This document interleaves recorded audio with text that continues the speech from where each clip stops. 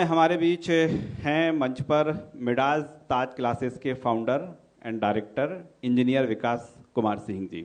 विकास जी, बहुत बहुत स्वागत है आपका। सर्वप्रथम यहाँ पे बैठे सभी लोगों को हम नमस्कार करते हैं और आपको बहुत बहुत धन्यवाद, और न्यूज़ 24 को बहुत बहुत धन्यवाद कि ऐसा मंच प्रदान किए कि 12 साल से मेरा दबा हुआ, मेरे मन में बहुत सारे भावनाएं हैं शिक्षा को लेके, जो आज पहली बार प्रकट होगा आप लोगों के सामने। बहुत बहुत धन्यवाद। बिल्कुल, और हम इन भावनाओं को हमने समझा है, हमने पढ़ा है, और हम जब पांढुर्णा और छिंदवाड़ा महाकौशल की बात करते हैं तब एक नाम चलता है मिडाज ताज क्लासेस का।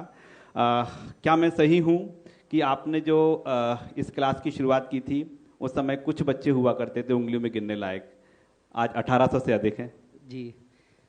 ये जो आपकी यात्रा रही शैक्षणिक, जरा हम विस्तार से जानना चाहेंगे कि आपने इंजीनियरिंग तो किया हुआ था, लेकिन आप बिहार के रहने वाले हैं, यहाँ के बस गए, यहाँ के आपने एक बड़ा प्लेटफॉर्म छात्रों को, स्टूडेंट्स को दिया है। शुरुआत कैसे हुई? अब शुरुआत अगर दिल से अगर बात करें, और हम यहाँ पे ये मंच को हम दिल से ही बात करने में यूटिलाइज करना चाहेंगे, तो अगर हम शुरुआत का बात करें तो हमको अब जब हम पुराना पीछे अपने पास्ट को देखते हैं तो हमको ऐसा प्रतीत होता है कि प्रकृति आपको चुनती है किसी काम के लिए, क्योंकि सब बच्चा का सपना कुछ और होता है। मेरा भी सपना था कि मुझे नासा जाना था, मेरा भी सपना था, क्योंकि हम धनबाद झारखंड से हैं और वन ऑफ द आईआईटी हमारे धनबाद में है, तो मेरा 5वीं से मेरा सपना था कि मुझे आईआईटी में जाना है। तो आदमी सपना तो देखता है, लेकिन जब आपको हालात, जब आप डॉट को कनेक्ट करते हो अपने पास्ट के, तब आपको पता चलता है कि आप ऊपर ईश्वर द्वारा ना आप चुने गए हो किसी एक काम के लिए, और वही काम की वजह से आपको सफलताएं असफलताएं रास्ते में मिलती है कि आपको एक जगह पहुंचाना होता है। तो वो जो महसूस हुआ मुझे कि मैं नागपुर आया पढ़ने के लिए इंजीनियरिंग, और जब इंजीनियरिंग पढ़ने लगा तो मुझे बहुत आसान लगा, मेरा इंजीनियरिंग मतलब बहुत ईजी लगा।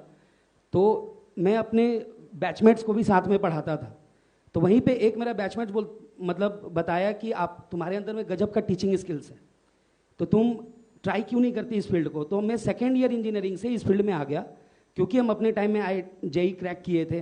डिग्री पूरी नहीं हुई थी, सेकंड ईयर ही था। जी जी जी, एज ए स्टूडेंट डिग्री भी पूरी नहीं हुई थी। 19 साल के एज से मैं फिजिक्स पढ़ाना चालू कर दिया, और एक्चुअली में अब अपने टाइम में हम इरोडो, रेसनी खलीडे जैसे फॉरेन ऑथर के किताब पढ़े हुए थे, तो मेरा बहुत अच्छा पकड़ था मेरे सब्जेक्ट पे। तो वहाँ से पढ़ाना चालू किया, तो लोग, बच्चे घर से पैसा मंगवाते थे, लेकिन हम उल्टा घर पे पैसा भेजते थे। तो वहाँ से शुरुआत हुई। तो अचानक जिस कोचिंग में मैं पढ़ाता था, कोटा का फ्रेंचाइजी सेंटर था नागपुर में, तो उनकी टाई अप हुई थी सौसर जैसे जगह में। तो वहाँ पे वो कोचिंग सिर्फ हम 2 महीने के लिए आए थे कि बच्चे, ताकि इतने इकट्ठा हो जाए मेरे टीचिंग स्किल की मदद से कि वो कोचिंग चल जाए। तो किसी भी माध्यम से क्या हुआ कि आज के डेट में हम एक चीज़ बहुत डिसएग्री करते हैं किसी भी कोचिंग इंडस्ट्री से, कि वो लोग प्रॉफिट लॉस बिजनेस देखते हैं, बच्चों का कैरियर प्राथमिकता नहीं होती उनकी। तो वहाँ के डायरेक्टर्स डिसाइड किए कि यार यहाँ पे लॉस हो रहा है, अपन यहाँ पे बंद कर देते हैं। अब क्योंकि एज अ टीचर हम लोग अटैच रहते हैं अपने बच्चों के साथ, तो उस समय लगा कि ये 50 बच्चे जाएंगे कहाँ भाई, ये तो नागपुर नहीं गए, बड़े सिटी नहीं गए, आखिर ये क्या करेंगे अगर ये कोचिंग बंद हो जाती है तो मुझे रात भर नींद नहीं आई, और मैं लास्ट में डिसाइड किया कि मैं इन बच्चों को टेक ओवर करता हूँ और यहाँ से मैं शुरुआत करता हूँ। और वहाँ से मैं अपना खुद का कोचिंग 22 साल के एज में खुद का कोचिंग वहाँ डाल दिया सौसर में, और वही 30 बच्चे जो एक साथ, जिस स्कूल के साथ टाई अप था, सारे बच्चे एक साथ मेरे बोलने पे टीसी निकाल लिए और मेरे साथ जुड़ गए, और उस 30 बच्चों से वो शुरुआत हुई जर्नी। और उसके बाद आज तक किसी के घर नहीं गए, वो 30 बच्चे ही ऐसे रिजल्ट दिए कि हम सौसर के हो गए, सौसर मेरा हो गया। एक बार जोरदार तालियां। ये हम देख पा रहे हैं कि यहाँ पर सामने आपके लोग परिवार के साथ बैठे हुए हैं, लेकिन बहुत सारे यूथ भी हैं। आप तो स्टूडेंट थे, टीचर नहीं थे। आपने तो शौक शौक में पढ़ा दिया। आपको एक बार भी नहीं सोचा कि मेरे करियर का क्या होगा? अभी तो डिग्री की बारी है, अभी पीजी करना है, कैंपस सिलेक्शन नहीं हुआ तो नौकरी नहीं मिलेगी, एक बार भी नहीं आया मन में? नहीं, अब कैंपस सिलेक्शन तो मेरे फाइनल ईयर में हमको हो गया था जी, लेकिन कैंपस सिलेक्शन में जो प्लेसमेंट लगा तो उससे ज़्यादा तो हम पैसा इसमें कमाते थे, क्योंकि उस समय में हमको याद है 2013 में मेरा पर लेक्चर लगभग 14,000 मिलता था, 70,000 रुपये महीना हम उसी समय कमा लेते थे। तो मेरे पास अच्छा खासा ऑफर था, क्योंकि इस फील्ड में भी हम लोग भी अपने कोचिंग में जितने भी लोग IITs से आए हुए पढ़े हुए जो टीचर्स देते हैं उनको 20 लाख 25 लाख 18 लाख ऐसे पैकेज हम लोग देते हैं। तो इस फील्ड में है कि भाई अगर आपके पास नॉलेज है तो आप इस फील्ड में बहुत अच्छा इकोनॉमिकली भी ग्रो कर सकते हैं। एक बार हम रिपीट करना चाहेंगे, आपने बोला कि आप पैकेज देते हैं। जी जी। कितना साहब? अब 50 लाख सैलरी जाता है हमारे कोचिंग से सभी टीचर्स को, इतना सैलरी देते हैं हम आप अपनी कोचिंग से? अपनी कोचिंग थोड़े थोड़े विस्तार से बताइए कोचिंग के बारे में, कितने छात्र अध्ययनरत हैं अभी? और जाहिर तौर पर है आप जो बता रहे हैं कि आपने फर्स्ट रिजल्ट ऐसा दिया कि आपकी तो सब कोचिंग चल पड़ी। जी, मतलब कितने आईआईटीएन निकाले आपने? अब तक के 150 आईआईटीएन एनआईटीएन ट्रिपल आईटीएन सिर्फ सौसर के बच्चों से निकाले हैं। सिर्फ सौसर तहसील, मतलब पैन इंडिया नहीं, सिर्फ सौसर तहसील से आज के डेट में 150 बच्चे आईआईटीएन। एक बार जोरदार तालियां बनती हैं। और 150 बच्चे एमबीबीएस बीएमएस एमबीबीएस डॉक्टर। एक बार फिर तालियां बनती हैं। और अब कारवा ऐसा हो गया है कि बच्चे के अंदर में ही भूख आ गया है कि मुझे डॉक्टर ही बनना है, इंजीनियर बनना है। उसमें से जैसे कुछ बच्चियां यहाँ पे भी आई हैं, अभी छिंदवाड़ा मेडिकल कॉलेज में पढ़ती है गवर्नमेंट जी। तो ये जो बच्चियां आज जानी कि हमको इस तरीके से रिवॉर्ड दिया जा रहा है, तो ये बच्चे मतलब जब छिंदवाड़ा पहली बार मेडिकल कॉलेज खुला तो सबसे पहली बैच में एडमिशन लेने वाली यहाँ पे एक बच्ची है और वही शुरुआत की। और अब सिलसिला ऐसा है कि 9 बच्चे हमारे मिडास सौसर से, और ये छोटे छोटे गांव से है, मोगांव से है, ये दोनों बहनें हैं। दोनों बहनें गवर्नमेंट मेडिकल कॉलेज में करी है, एक लोधी खेरा से। बड़े बड़े आप अपने बच्चों के, आपके स्टूडेंट्स हैं, बड़े बारीकी से जानते हैं, उनका स्थान जानते हैं, कैसे ढालते हैं। बच्चे से भी हम जो बातचीत करेंगे, ये किसी एक सहयोग कह सकते हैं कि न्यूज़ 24 मध्य प्रदेश छत्तीसगढ़ लल्लूराम.com का जो हम कार्यक्रम लेकर आए हैं, मध्य प्रदेश का भविष्य छिंदवाड़ा वो पांढुर्णा से, उसमें शिक्षक जो हैं वो मंच पर हैं, उनकी जो स्टूडेंट हैं वो सामने हैं, और आप देखें कि दोनों ही आमने सामने हैं। साहब हम बाधा नहीं बनेंगे, आप दोनों बातचीत कर सकते हैं अब। नहीं, ये लोग को बहुत खुशी हुआ, बहुत प्राउड मोमेंट है इन लोगों के लिए भी। और ये लोग हमारे स्ट्रगल को देखे हैं, क्योंकि साक्षी है, मतलब कई सारे लोग, जैसे हमको तो सौसर से बहुत प्यार मिला, माँ अभिभावक का बहुत स्नेह मिला, बच्चों का बहुत प्यार मिला, संदीप भाव जैसे लोग हैं जो जिनसे हमेशा आशीर्वाद मिला। इनके मन में कुछ होगा जी, पूछिए। माइक जो है उपलब्ध कराएं। आपका परिचय और आपके जो टीचर हैं आपके सामने हैं, आपके मन में क्या चल रहा है? मेरा नाम दिव्या गंगारे है। मैं अभी इंटर्नशिप कर रही हूँ Chhindwara institute of medical sciences से। मेरा एमबीबीएस हो गया है। तो सर जो है, मतलब टीचर तो है, लेकिन टीचर से ज़्यादा एक गुड मोटिवेटर है। मतलब जब भी हमको लो फील होता था या ऐसा लगता था कि अब नहीं हो पा रहा है, तो वो बहुत अच्छे से गाइड करते थे। मतलब टीचर से भी ज़्यादा वो बड़े वाले गाइडर है हमारे। तो हम दोनों भी हैं, ये मेरी बहन है 2nd ईयर में, तो हम दोनों ने वहीं से कोचिंग की है। सर बहुत अच्छा पढ़ाते हैं, सर बहुत अच्छा गाइड करते हैं। जी, आप क्या कहना चाहेंगे? कि टीचर तो हमें बहुत मिले, मतलब स्कूल में भी हम टीचर से मिलते थे, लेकिन विकास सर गुरु है। मतलब उनसे हम सब कुछ शेयर कर सकते हैं, और वो ऐसा है कि जो दिल में है वो बोल सकते हैं, और वो आपको बिल्कुल जज नहीं करेंगे। बिल्कुल, जोरदार तालियां। और जो टीचर से बढ़कर गुरु हैं, हालांकि दोनों का मीनिंग एक ही है, लेकिन गुरु शब्द की जब हम गुरु शब्द जब हमारे मुंह से निकलता है तो एक अलग आदर भाव होता है। एक और स्टूडेंट आपके पास में है जी। मेरा नाम दिशा उर्माले है। मैं फाइनल ईयर एमबीबीएस स्टूडेंट हूँ। एक समय ऐसा था जब मेरा मनोबल पूरी तरीके से गिर चुका था कि मतलब अब नहीं हो पाएगा। उस समय मैंने सर के पास कॉल किया था, और उस समय सर ने कुछ ऐसे शब्द कहे थे जिसकी वजह से मैं जाकर वो एग्ज़ाम दे पाई और आज यहाँ पर हूँ। तो यदि मेरा सर से उस 2-3 दिन पहले इंटरेक्शन नहीं हुआ होता तो शायद आज मैं यहाँ नहीं होती। अभी क्या कर रहे हैं आप? अभी मैं फाइनल ईयर में हूँ। Final year MBBS? हाँ, एमबीबीएस। जोरदार तालियां। साहब मनोबल गिर जाता है बच्चों का, और आज हम देख पा रहे हैं कि रिजल्ट सामने हैं। ऐसे गुरु मिल जाएं तो फिर वो एक नई राह पे चल देते हैं। ये जो एक और हम चीज़ देख पा रहे हैं कि जो सक्सेस लोग होते हैं वो बड़े शहर की ओर निकल पड़ते हैं। आपने इंजीनियरिंग यहाँ से की, आप आगे निकल गए होते, आप मेट्रो सिटी चले जाते, छिंदवाड़ा में, पांढुर्णा में, सौसर में आप रुके रहे क्यों? जैसा कि हम आपको बताएं कि आपको प्रकृति चुनती है। शायद सौसर में वो एनर्जी है, वो ऊर्जा है जो हमको खींच के लाई, क्योंकि कोई गॉड फादर नहीं है मेरा सौसर में। हम अचानक से आए और हमको भी नहीं पता है कि हम कहाँ से वहाँ पे आ गए। अभी भी इसका उत्तर मिलना बाकी है। अभी भी हम भविष्य में इसका उत्तर जानना चाहेंगे कि सौसर हम आखिर क्या कारण से आए हैं। क्योंकि हो सकता है कि ये मसाल जो जला है वो इतना बड़ा रूप ले ले, तब पता चलेगा, रियलाइज होगा कि कुछ करवाना था ऊपर वाले को मेरे द्वारा, जिसकी वजह से हम यहाँ पे आए। अब जब हम यहाँ पे आए तो यहाँ रुक कैसे गए, ये सवाल होनी चाहिए कि कैसे रुक गए। ये रुकने का सवाल सिर्फ ये बच्चे हैं, बच्चों का प्यार है और कुछ लोगों का क्रिटिसिज्म है। क्या होता है कि जब आप नए स्टार्ट करते हैं ना, तो सॉसर के कुछ लोकल लोग मतलब हमको ये बोल के क्रिटिसाइज किए थे कि यहाँ पे अब कुछ नहीं हो सकता, बेकार प्रयास कर रहे हो। क्योंकि पहला 3 साल नो डाउट आईआईटी और आईटीआई में अंतर बताने में लग गया हमको सॉसर में कि आईटीआई और आईआईटी में अंतर क्या है। लेकिन वो जिद पड़ा गया था कि नहीं ऐसे कैसे, मतलब अगर कोई ठान ले कि छोटे जगह पे, छोटे गांव में भी अगर कोई ठान ले कि नहीं मुझे करना ही है यहाँ पे, तो कैसे नहीं होगा। ये बच्चों में कैसे, मतलब बच्चों के अंदर में कैसे वो ऊर्जा डाले कि भाई कि नहीं यहाँ से किया जा सकता है, आपके घर बैठे भी किया जा सकता है।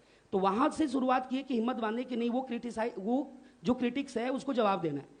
फिर वहां से छोटे छोटे बारीकियों को पकड़ना चालू किया कि ग्रास रूट लेवल पे यहाँ प्रॉब्लम क्या है। जैसे कि हमको पता चला कि वहाँ इंग्लिश मीडियम बहुत स्कूल हैं, लेकिन बच्चे इंग्लिश, हमारा इंडिया में बोलते इंग्लिश मीडियम स्कूल है, लेकिन बच्चे आज भी सोचते हिंदी में।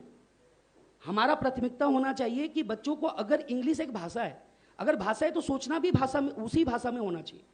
नाम का इंग्लिश मीडियम है, लोग ना इंग्लिश में पढ़ते हैं, हिंदी में सोचते हैं, फिर ट्रांसलेट इंग्लिश में करते, फिर लिखते इंग्लिश में, इसमें बहुत समय किल होता था। तो फिर लास्ट में हम क्या किए, ग्रास रूट लेवल पे 8वीं से फाउंडेशन कोर्स स्टार्ट किए। वो जो 8वीं से डिसीजन लिए ना कि 8वीं से हमको बच्चों को तैयार करना है, वो 8वीं वाले बच्चे जब पहली 11वीं में गए, वहां से जो रिजल्ट लगा, वो रिजल्ट का जो बूम हुआ कि आज 15 जिले से बाहर जिले के बच्चे हमारे यहाँ पे आ रहे हैं। ये वतन की खाक एड़िया रगड़ने दे, मुझे यकीन है कि पानी सौंसर से ही निकलेगा। एक बार जोरदार तालियां। साहब, आपने सौंसर के बच्चों को, छिंदवाड़ा के बच्चों को, बरहडोना के बच्चों को तो एक बड़ा प्लेटफॉर्म दिया, तो क्या इसमें आप सफल हो पाए हैं कि आपके इस सौंसर में मध्य प्रदेश के अलावा आसपास के जो पड़ोसी बड़े शहर हैं या दूसरे प्रदेश हैं, क्या वहाँ के बच्चे यहाँ पर भी आ रहे हैं? बिल्कुल, मतलब अभी तो ऐसा है कि हम प्राउडली बोल सकते हैं कि 250 ऐसे बच्चे हैं जो नागपुर, मतलब 15 दूसरे जिले और इवन स्टेट भी, मतलब 3-4 स्टेट से बच्चे हमारे यहाँ आ रहे हैं। और हम लोग कोई इनऑर्गेनिक एडवर्टाइजमेंट आज तक नहीं किया है। मतलब गवाह होंगे सौसर के, किसी भी ये बच्चों से भी पूछ सकते हैं, आज तक हम लोग किसी के घर कदम नहीं रखे। मेरा मानना था कि हम सारा एनर्जी, सारा ऊर्जा जो है बच्चों को पढ़ा के निकालेंगे, ना कि एक ये मार्केटिंग स्ट्रेटेजी लगा के किसी तरह बच्चे हमारे पास आ जाए। क्योंकि मेरे पास अगर टैलेंट होगा तो बच्चे को आना चाहिए, और इतना आत्म सम्मान किसी भी टीचर में होना चाहिए कि भाई अगर आपके पास ज्ञान है और ज्ञान देने के लिए बैठे हो तो बच्चे को आना चाहिए, क्योंकि प्यासे कुएं के पास जाता है। तो हम ये इस पे चले। तो आज ऐसा है कि माउथ पब्लिसिटी से इतने दूर दूर से बच्चे आ रहे हैं कि हम कभी एक्सपेक्ट नहीं किए थे, और छोटे छोटे मतलब मिडिल क्लास फैमिली से आ रहे हैं। सबसे अच्छा बात ये है, और जो मिडिल क्लास के बच्चे आ रहे हैं ना, तो इतनी उम्मीद से आ रहे हैं क्योंकि वो हर जगह से थक गए। ये कॉर्पोरेट भी दुनिया है ये, तो वहां से थक गए। जैसे कि हमारे यहाँ फिलॉसफी है, मतलब कुछ सिद्धांत हम अपने कोचिंग को लेकर बनाए। जैसे फॉर एग्जांपल कि सपना कौन दिखाया, हम दिखाएं कि भाई आईआईटी कुछ होता है, नीट कुछ होता है, मेडिकल कुछ होता है। हम आज तक पहली बार किसी मन से ये बात बोल रहे हैं, हम हिंदुस्तान के इकलौते कोचिंग है कि अगर 2 साल में बच्चा हमारे यहाँ फीस देके अगर रिजल्ट नहीं देता है तो हम लोग आने वाले ड्रॉप ईयर में एक भी पैसा चार्ज नहीं करते, क्योंकि सपना हम दिखाएं तो पूरा हम करेंगे। हम अपने आप को भी अकाउंटेबिलिटी दिए कि अगर बच्चा नहीं रिजल्ट होता है तो उसमें मैं भी दोषी हूं, कहां गाइडेंस मेरा मिस हो गया, तो हम एक बैच का फ्री में श्रमदान देते हैं। जोरदार तालियां। और ये फिलॉसफीज है जिसके वजह से ये सक्सेस मिल रहा है। बच्चे को हारने नहीं देते कि नहीं बनना तो डॉक्टर है, अगर डॉक्टर बनने में 3 साल अगर उम्र कम भी होगा, अगर तुम्हारा एवरेज ईयर 70 साल है, मान के चलो 67 साल जिए, लेकिन डॉक्टर बन के जिए, तो तुम हारो मत, बस खाली लगे रहो, तुम्हारा रिजल्ट पक्का होगा, ऐसा भरोसा डाले। और आज देखिए एवरेज बच्चे, मतलब मेरा अभी इसी बार एक बच्ची का कैंपस सिलेक्शन हुआ है ड्रीम 11 कंपनी में, 40 लाख का पैकेज। उसके पिताजी सब्जी बेचते हैं और वो 22 साल की उम्र में 40 लाख का पैकेज उठाई है। सौसर में ऐसे भी बच्चे, हम अब छिंदवाड़ा को बोलना चाहेंगे, पहली बार ऐसा मंच मिला कि सौसर का एक ऐसा भी बच्चा है जो इंडिया का top university Indian institute of sciences Bangalore से पढ़ा और फाइनल इंटर्नशिप उसको हार्वर्ड यूनिवर्सिटी में मिला। सर थोड़ा सा बच्चे के बारे में डिटेल्स जरूर बताइएगा। बिल्कुल बिल्कुल, उसका नाम प्रियांश चौधरी है। वो प्रियांश चौधरी जी। वो लड़का 2019 का बैच का था। वो लड़का जब पहली बार मेरे पास आया तो वो बोला कि सर हमको ना इंजीनियर बनना है ना डॉक्टर बनना है, मुझे रिसर्च साइंटिस्ट बनना है। फिर उसको हम गाइडेंस बताए कि देखो इस तरीके से इंडिया के टॉप कुछ कॉलेजेस है जो रिसर्च साइंटिस्ट बनाते हैं, और उसमें टॉप कॉलेज में Indian institute of sciences Bangalore है, लेकिन उसके लिए तुमको मैथ्स भी लेना पड़ेगा और बायो भी लेना पड़ेगा। वो लड़का ऐसा रिजल्ट दिया, एम्स भी क्रैक किया, नीट भी क्रैक किया, जेई भी क्रैक किया, उस साल का जितने भी एग्जाम है सारे के सारे क्रैक किए, और फाइनली वो उसी ड्रीम कॉलेज में पहुंचा, Indian institute of sciences Bangalore. एक बार फिर जोरदार तालियां बजती हैं। ऐसा लग रहा है आपसे चर्चा चलती रहेगी तो तालियां बजती रहेंगी। हमको एक और जानकारी लगी है जी, क्या सही है कि आपकी कोई एजुकेशन सिटी की कुछ प्लानिंग्स है? जी, उसमें एक ये भी सुनने में आया है, उसमें कितनी सच्चाई आप ही बताएंगे कि एक वर्ग ऐसा होगा, कुछ बच्चे कुछ ऐसे होंगे जिनको फ्री पढ़ने का मौका मिलेगा। क्या ये सही है? यदि सही है तो प्लीज हमारे दर्शकों के साथ पूरी जानकारी साझा कीजिए। देखिए, ये मंच के माध्यम से हम बताना चाहेंगे कि हम अपने आप को सिर्फ एक टीचर नहीं मानते। ये मेरा जो टीचिंग है ना, वो पैशन है। क्योंकि 22 साल के एज में कोई अगर टीचिंग चुनता है तो वो, जैसे कि हम मानते हैं कि पढ़े लिखे का आखिरी जॉब टीचिंग होता है और अनपढ़ का आखिरी जॉब ड्राइविंग होता है, लेकिन मेरा पढ़े लिखे का मेरा पहला जॉब टीचिंग है, तो क्योंकि मेरा पैशन था। कोरोना के बाद क्या हुआ कि हम बच्चों में एक लत देखे मोबाइल फोन का, और वो मोबाइल फोन का लत बहुत घातक है, क्योंकि एक छोटे से इतने टीन एज में बच्चों को आइडिया नहीं होता है कि एल्गोरिदम कैसा काम करता है मोबाइल का, और वो कुछ भी देख रहा है, वो कोई भी कंटेंट कर रहा है। और प्रॉब्लम सबसे ज्यादा ये है कि पेरेंटिंग, जो पेरेंट्स उनके वो नॉन टेक जमाने के हैं और बच्चे इंटायरली टेक जमाने का है। ब्रिज है ही नहीं, ब्रिज हम लोग हैं, जो आधा जीवन नॉन टेक में जिसका बीता और आधा जीवन टेक्नोलॉजी में बीता, तो ये ब्रिज का फायदा बच्चे उठा रहे हैं। तो हम लास्ट में डिसाइड किए कि ऐसे में तो फिर बच्चों का फ्यूचर मतलब कॉम्प्रोमाइज हो जाएगा। तो हम लास्ट में एक मिडास एडू सिटी करके एक प्रोजेक्ट ला रहे हैं, जिसका नाम है, उस प्रोजेक्ट के अंदर में मेरा ये विजन है कि मुझे मोबाइल जबरदस्ती बच्चों का बंद नहीं करवाना है, मुझे उसके बदले में एक ऑप्शन प्रोवाइड करना है कि बच्चे मोबाइल खुद ही छोड़ दे। और उस एडू सिटी का सबसे मेन है कि स्पोर्ट्स कम्प्लेक्स का हम शुरुआत कर रहे हैं, मल्टी स्पोर्ट्स कम्प्लेक्स। क्योंकि हम लोग क्या करते हैं, एज अ पेरेंट हर बच्चा बोलता है क्रिकेट खेलने जा, हर बच्चा क्रिकेट नहीं खेल सकता। अगर हर बच्चा क्रिकेट खेलता है तो नीरज चोपड़ा जी जैसे लोग नहीं मिलते। तो मेरा कहना है मल्टी स्पोर्ट्स कम्प्लेक्स होना चाहिए, ताकि बच्चा अपना फ्रीक्वेंसी को ध्यान में रखते हुए एक स्पोर्ट्स चुने, और उसमें उनको डिसिप्लिन वे में उनको उस डायरेक्शन में देना है जहां पे मल्टी स्पोर्ट्स कम्प्लेक्स हो, स्कूल हो, कोचिंग हो। उस पूरे सिटी का नाम रखे मिडास एडू सिटी। और ये प्रोजेक्ट इस साल हम शुरुआत कर रहे हैं, ताकि हम जितने भी सौसर के बच्चे, पांडुना के बच्चे, हमारे जितने सेंटर में आए हुए बच्चे राइट डायरेक्शन में, सिर्फ इंजीनियर डॉक्टर नहीं बने, एक बेहतर इंसान बने, कोई इंडिविजुअल बने, और वो किसी भी फील्ड में जाए वहां पे सक्सेस करे, वो एक्सेल करे। क्योंकि मेरे लिए मानना है कि knowledge is not the bit of information जो हम लोग अपने ब्रेन में लेते हैं, नॉलेज तो आपका कैरेक्टर बिल्डिंग का काम है। इसमें पांडुना के, सौंसर के, छिंदवाड़ा के गरीब बच्चों को एडमिशन मिलेगा? जैसे कि राइट टू एजुकेशन के तहत 20% बच्चों को बोलते हैं गवर्नमेंट के आपको पढ़ाना पड़ेगा फ्री में, लेकिन वो प्रोजेक्ट में हम लोग अपने तरफ से 30% बच्चों को फ्री में पढ़ाने का तालियां में ये रखा कि भाई एक भी बच्चा पढ़ाए पैसे का भाव में रह ना जाए। क्योंकि जिनके पास अभाव होता है ना, वही बच्चे सबसे ज्यादा हमारे यहाँ से आईटीज में पहुंचे। गरीब के बच्चे, पान ठेले चलाने वाले के बच्चे, इस बार आईटी हैदराबाद में गया है। दो स्टूडेंट का तो हम नाम लेंगे, मयूर पांडे, अंजलि पांडे, दो ऐसी बच्ची, उसके पापा मयूर पांडे, अंजलि पांडे जी। ये दोनों बच्चे आज के डेट में मतलब कि दोनों मिलके 90 लाख सालाना पैकेज कमाते हैं, दोनों मिलके, और दोनों आईटी दिल्ली से पढ़े। और उनका जो, उनको देख के हमको लगा कि नहीं यार, क्योंकि वो गरीब बच्चे में इतना प्रतिभा था, तो ऐसे कई बच्चे होंगे जिनमें प्रतिभा होगा, तो कम से कम पैसे की वजह से वो वंचित ना रहे। ये मेरा मतलब मेन मोटो है उस प्रोजेक्ट को लेके। इंजीनियर विकास कुमार जी से जितनी चर्चा की जाए उतनी कम है, लेकिन समय की कुछ मर्यादाएं हैं। न्यूज़ 24 मध्य प्रदेश, छत्तीसगढ़ और लल्लूराम.com के इस मंच से आपका मैसेज क्या है? क्योंकि हम कहें कि नए सिरे से सेशन शुरू हो रहा है, जो 12th में आ रहे हैं बच्चे या 12th से निकल रहे हैं, एक इंजीनियर विकास कुमार सिंह का बच्चों के लिए मैसेज। देखिए, सबसे पहले बच्चों को हम एक स्ट्रॉन्ग मैसेज देना चाहते हैं कि आज के डेट में एक बच्चों के साथ प्रॉब्लम सबसे ज़्यादा क्या है, जो हम अपना एक्सपीरियंस से साझा करेंगे। आज के बच्चे हमारे आपसे आईक्यू में कई ज़्यादा टैलेंटेड है, दिक्कत सिर्फ दो चीज़ का है। एक, उनके अंदर में डिसिप्लिन नहीं है। डिसिप्लिन क्यों नहीं है उसका कारण है उनके अंदर में सब्र नहीं है, पेशेंस नहीं है। सुबह में ड्राई फ्रूट्स खाएंगे, शाम को मिरर में वो लोग देखते हैं कि मेरा बॉडी आया कि नहीं। ऐसे हमारे आज के बच्चे हैं। तो हम बिल्कुल बच्चों को सिर्फ बोलेंगे कि तुम दिमाग में डाल लो कि पढ़ाई नॉलेज लेना ये लॉन्ग टर्म प्रोसेस है, शॉर्ट टर्म प्रोसेस नहीं है कि आज पढ़ लिया और कल ही रिजल्ट आ जाए। यहाँ बच्चे जो है कल टेस्ट है तो 2 दिन पहले से पढ़ना चालू करते, पूरा वीक नहीं पढ़ते।